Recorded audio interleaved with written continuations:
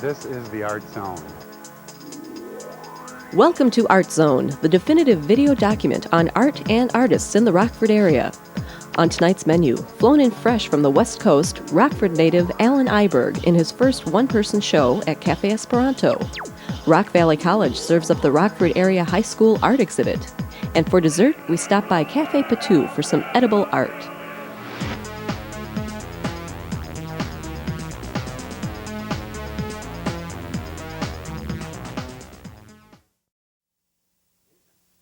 Hi, I'm Doc Slavkowski, and this is the Art Zone. We're coming to you from J.R. Kortman Center for Design, downtown in the heart of Rockford's cultural district. In this Art Zone, we'll meet the cook, the artist, the student, and the poet.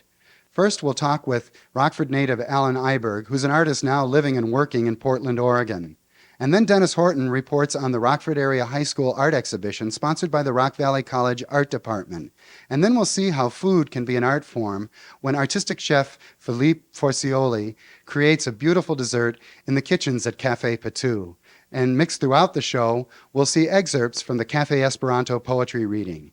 And now here's a conversation with artist Alan Iberg, whose work is on display at the Kortman Gallery.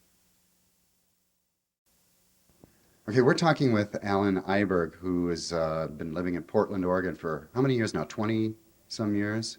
22 years. 22 years, and now you have an exhibition at the Kortman Gallery.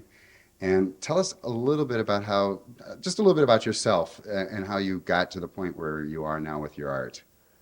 Okay, well, I had been an art major in college in the 70s and taught art in public schools for a few years.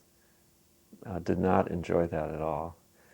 And sort of let go of it all for almost 18 years.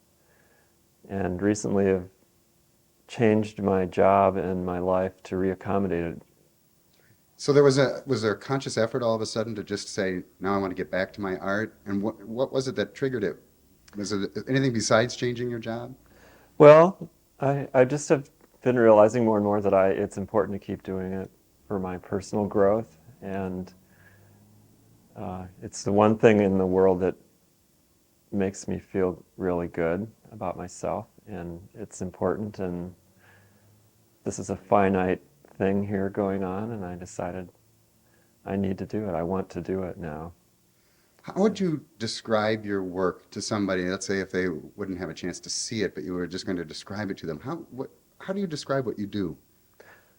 Well, I think first of all, I'm very color dependent, and I'd say I'm a color addict, and I love to use strong, hot colors.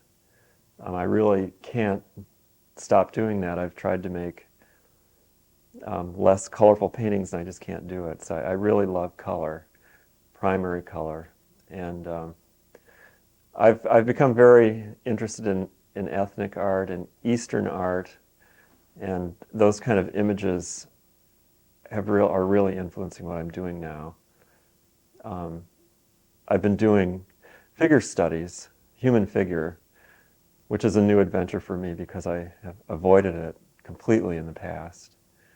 And I've become very excited about it. It's a whole new visual language, being able to incorporate the human figure into my paintings. John, do you want to give us your reactions to the art? What do you think about it? Well, I like the use of color, and I find that it's interesting. The paintings seem to have both a man-woman qualities within them, and that's about it. I enjoy the way they jump out at you, the colors that he uses, and the bold brush strokes. It's bold colors. It's exciting. It's something I haven't seen before, and it's kind of fun. What do you think about the imagery, like the faces and the way that people are presented in the artwork? I like the faces most. I think there's expressions there you wouldn't think that would be there. You can kind of like read in their eyes what they're thinking or something like that. It's kind of a unique thing for this type of art. You don't think you'll see in an expression. Was there actually a dry spell in your life where you did not make anything? Probably 12 years there. I made no visual images, but that was the point at which I became a homeowner and into remodeling and trying to upgrade an older home. And I put all my energy into that and my job. And I had gotten myself involved in a career that was completely energy consuming. And I'd come home from work exhausted. And it took me, I was obviously working something out personally with that job. And it got to the point where I finally felt like I'm done with this. It's taking too much of my personal energy. And that's when I wanted to work again in painting, so I had to make the change there. And it's suddenly, I don't know if it's a midlife crisis or what was going on, but I just realized I need to be doing something where my heart is, and that's what's important now. How do you want people to react to your work? Well, I hope that I want my images to be a pleasant experience, and I've never been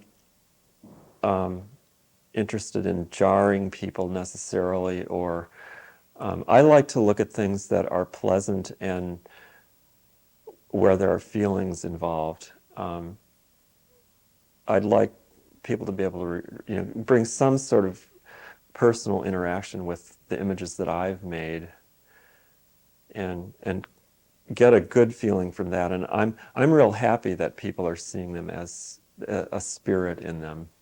That makes me feel good. Well, Mark, why don't you tell us about the art, what you think about it? Give us some reactions. I think it's absolutely beautiful. The depth of the color, it's brilliant. It's well mixed. It's calm against striking. It's quite something. It's just absolutely beautiful pictures. I've picked one, and I won't tell you which one that I have my name on. I really like it. It's very unique to Rockford, very unusual. I like the fact, I don't know if it was a conscious thing on the artist's part, but it seems like he's incorporated some different cultural things, like with this piece. I think the headdress really seems like a Mexican motif, Aztec or Mayan or something like that. Some of the other pieces, the headdresses look like Indian, or one even looks like it's from outer space. Monique, a Star Trek type of look, and I really like that. I think it's unique. Were you ever visited by aliens? I wish I was. I hope I was. It's when the art was first hung in the gallery, there was some impressions from people that these look like alien figures, and they do. I can see the Eastern influence, but they do have sort of almost an alien quality. Where does that come from? Well, I don't know. I can't. I think they're dream images. And I honestly love blurring the gender lines between male and female in my figures, and I think that has maybe something to do with it, and maybe the color puts them from another planet. Well, they do also have they look spiritual, not necessarily religious, but I don't know how, like the heads are glowing, and like even on one of the figures there, you have like a halo around it. Yeah. Is there a religious significance to these images, or? Well, I want. They do feel spiritual to me. They become sort of an entity, a protection figure for me personally while I'm doing them, and I develop a very personal relationship with it, and they do feel like they are some sort of spirit for me. And I remember when I was actually packing them up, I felt very protective of them, and seeing them again last night at the gallery was very important, because I saw that they're still there, and they're definite beings for me. Oh, that's interesting. Yeah. How about though the eyes? The use of the eyes in your images are sort of. I guess I should ask you this first. Do you have a model, or are these images, these human figures, totally created in your mind, or do you use a specific model, or? No, when I do the paintings, they're all out of my mind. I am out of my mind, I guess. I've been doing a lot of figurative drawing, but when I make a painting, I don't have a model, and I like to let my remembered impressions of the figure drawing join up with my fantasies about what I want the figure to look like. And I want them to have some reality base, to be believable, that there's volume there, that they have some correlation to real anatomy. But I'm not interested in doing detailed correctness. I think they have a solidness, but they float at the same time, and that's sort of what I'm more interested in. I've never wanted to be a camera. There's something about being too real that makes the image die for me. So I like there to be enough reality based in the figure that you can accept it, but that it's more than that. The figures are a little unconventional. My big like with it is the colors, the artist's use of the colors. I think Alan it really gives a real treat to your eye with the brightness of the colors. They're very much alive. You feel a lot of life. I do from looking at his pictures. Okay, what's your favorite piece? I'd have to say that one. And what do you like about it? I like the glow around it and the shape of the head and the eyes. Do you think that this artist was maybe visited by aliens? That would be good if it were true, but I can't say if it's true. So What is next for you as far as your imagery goes? Well, I think I was telling someone last night at the opening, doing the human figure is a completely addictive thing, and I didn't understand that before, and I can see now that you could do that forever. You could study the human figure forever. I mean, it's just an endless possibilities there, and I'm still very much fascinated by that. I want to do get my figures more into motion.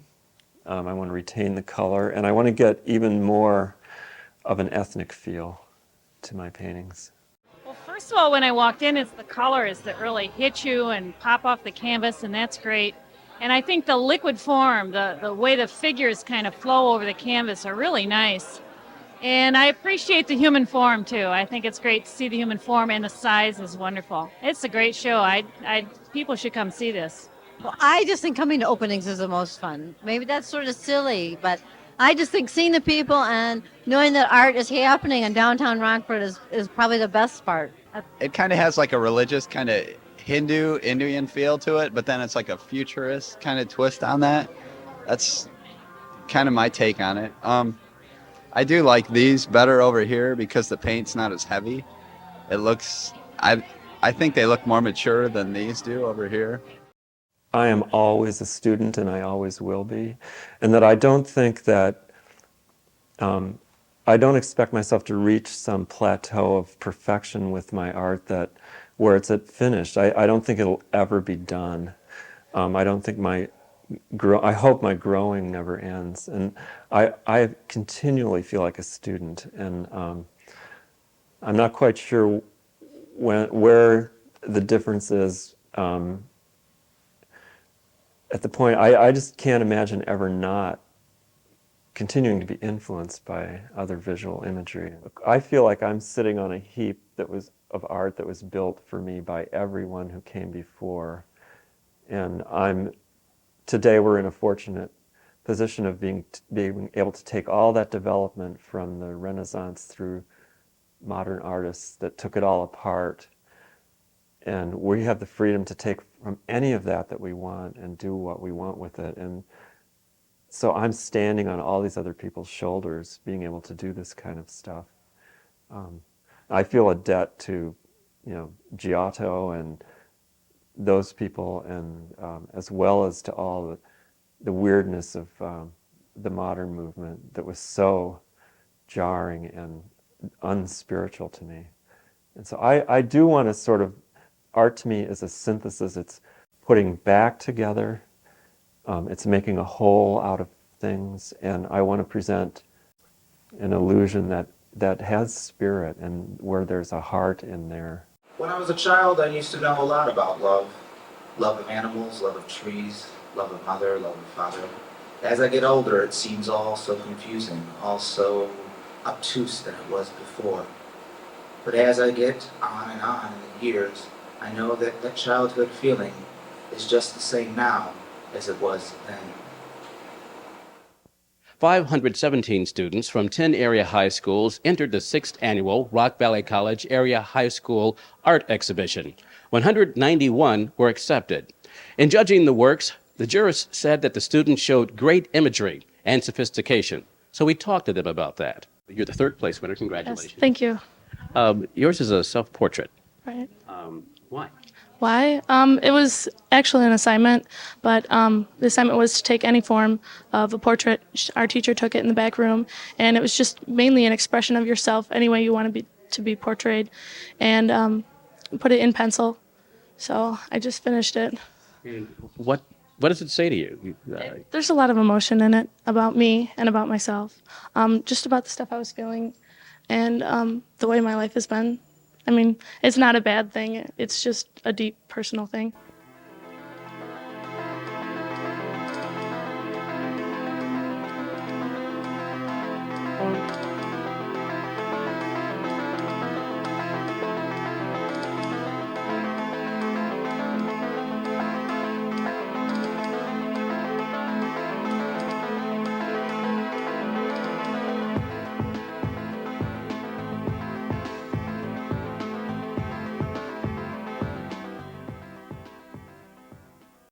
Basically, back when I was like in 7th grade, I started getting into art because of like the nature and things like that. And then actually, that piece wasn't really what it was supposed to be. It just started with the scraps in art class, and then it just developed into a piece, and it just got interesting. So I put it in an art show.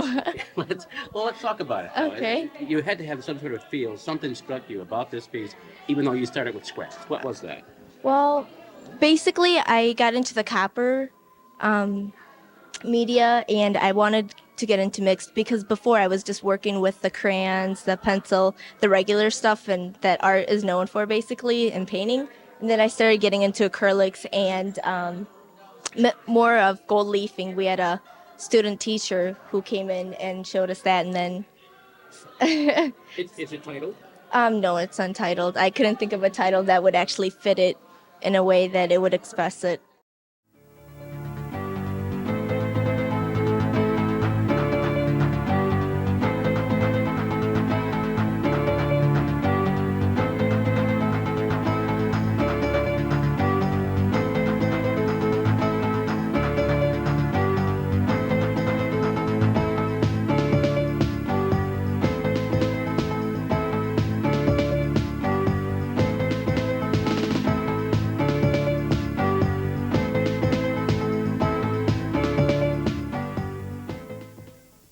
You are, were the first place winner. Describe your piece for me. It's a face looking up at the sky, and it was supposed to be hopeful because I was in a really bad mood, and I thought that I should take it out on my picture. Let's talk about your beginnings in art. When did it start? I'm not really sure. I'd have to say probably around 13. I started making bigger pieces instead of just scribbling in a notebook or something. Realizing that, what has art, when you're doing your pieces, when you're working on them, what are you thinking? What's going through your mind? It depends on what mood I'm in. If I'm in a bad mood or a good mood, I play really loud music, so I just kind of zone out and do my work.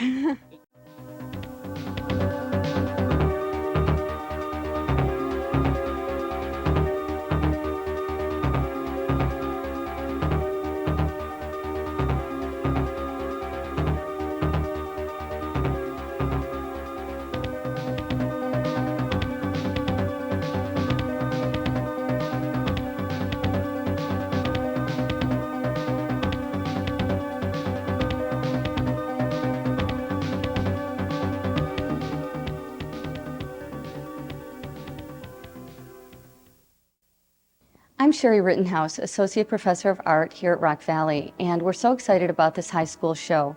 It's in its 6th year, and this year we had a great response. We had 517 students enter from 10 high schools in our area. And our jurors commented at the high quality of sophistication of the work. They were really surprised at the quality that came in from these high school students. And we would like to thank everybody involved with this show, from the high school teachers that are doing such a great job, the students themselves that entered, and Doc and Jerry, our jurors, as well as the art department in general. This show creates so much enthusiasm and excitement out here. People are really invigorated by seeing the work that the high school students create in our area. And we just like to thank everybody again and look forward to a great show again next year.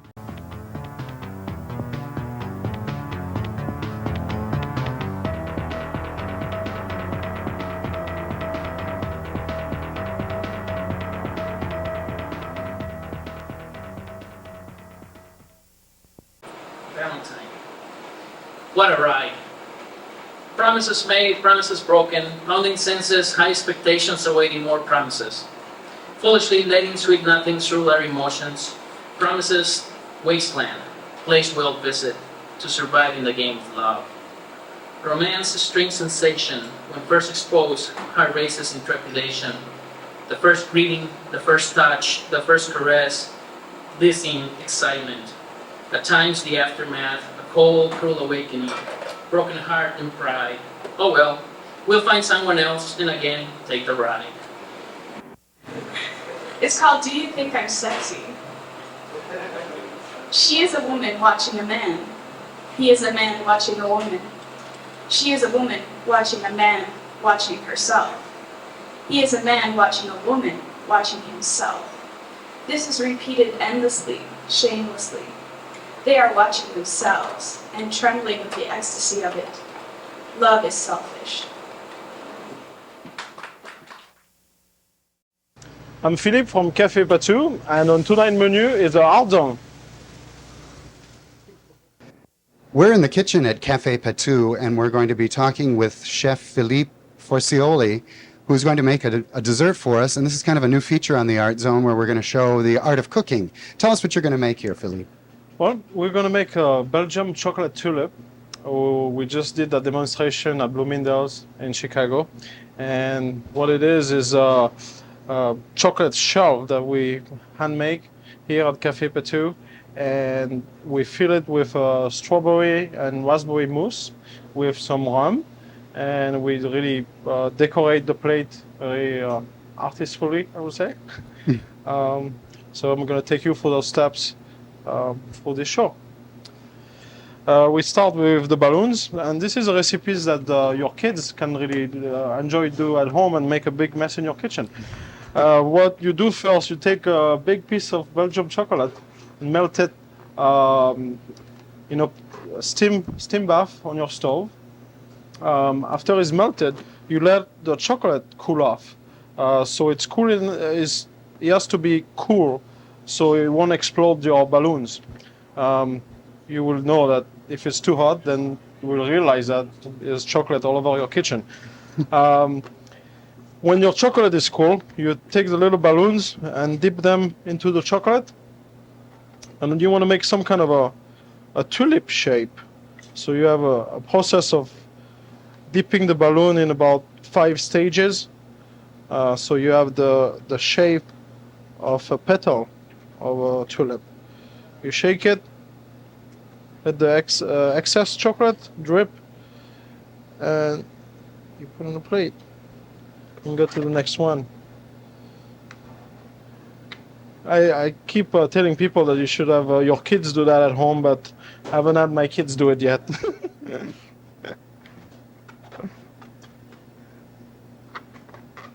It's a nice, the unique dessert that if you have a dinner party, your guest will definitely enjoy, because you don't really find this in many places. What is the origin of this? Is this one of your inventions, or? No, I've seen him done in a restaurant in New York City that a friend of mine runs, and kind of took his idea and did it here, pretty much.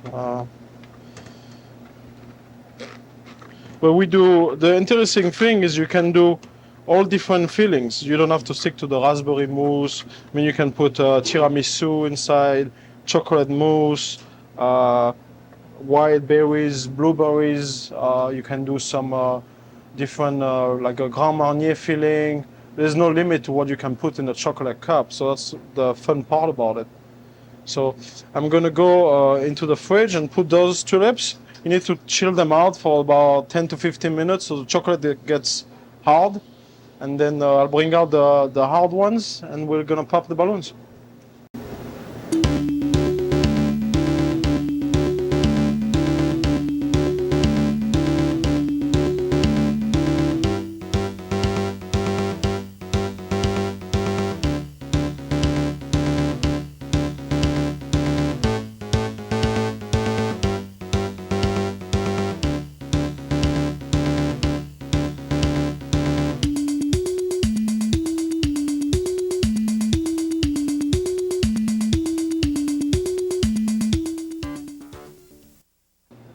We start with the whipped cream.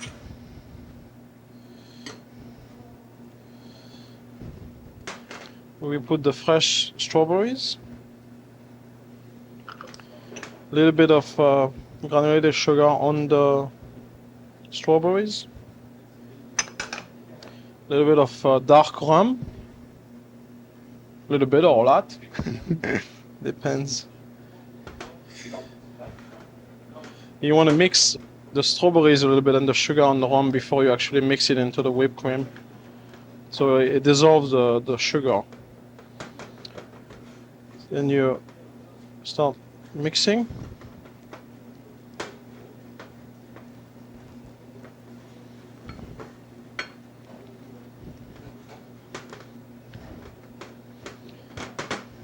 Then at this point I add a little bit of the raspberry sauce. I don't add it at the beginning, but by adding it at the end, you kind of get a swirl in the mousse rather than a solid color. So do you make these sauces here? Yes. And we make it about once or twice a week or so. During this time of the year, the raspberries come from Chile, South America. And during the summer, it comes from Oregon and Washington, all those states.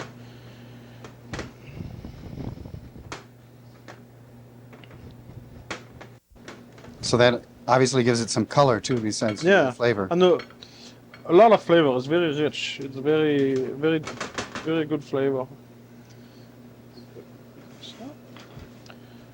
I'm gonna go get a couple of spoons to fill those in.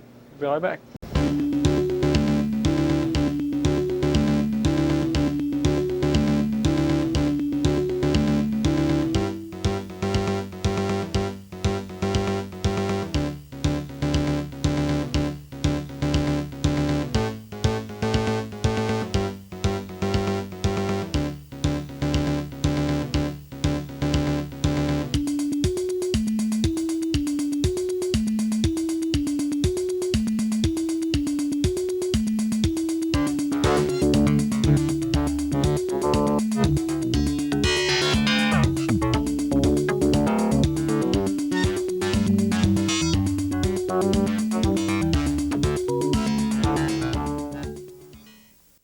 Food shouldn't be something you just eat just to eat it. I think it should be something you eat because you enjoy eating it. And I think that's one of the reasons why a lot of people come here, because not only they enjoy the food we eat because it tastes good, but because also they enjoy looking at it before they eat it. Well, we've gotten lots of reactions from the patrons who have been coming to the art opening night. Now we thought we'd talk to one of the paintings. What do you think of the patrons that are coming to the art opening tonight? Thanks for watching ArtZone. We hope you enjoyed the show. If you have any comments, we'd love to hear from you. Please call J.R. Kortman Center for Design at 968-0123 or stop in at 107 North Main, downtown. Previous episodes of the ArtZone are available for checkout at the main branch of the Rockford Public Library, also downtown.